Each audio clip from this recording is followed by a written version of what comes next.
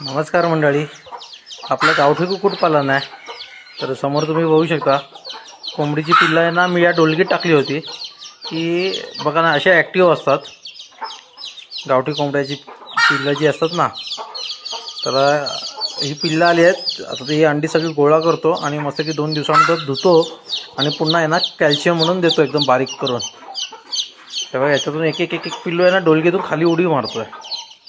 तर आता आपल्याकडे आहे ना 21 तारखेला आणि 28 तारखेला प्रशिक्षण आहे. तर ज्यांना कुक्कुटपालनची ट्रेनिंग घ्यायची आहे तर नक्कीच येऊ शकता. इथे एक कोंबडी बसली आहे, तिथे एक बसली आहे, इथे एक बसली आहे आणि एक वरती गेली ती. आणि असा आपला हा शेड आहे हा. आणि इथे पिल्लं आहेत, कोंबडी पण आहे आणि पिल्लं पण आहे. ती बघा कोंबडी बघा, तसं आपण ठेवतो कारण की थंडीचे दिवस आहेत ना. हे बघा, हे बघा पिल्लू बघा, असा एकदम उडी मारतोय बघा बाहेर.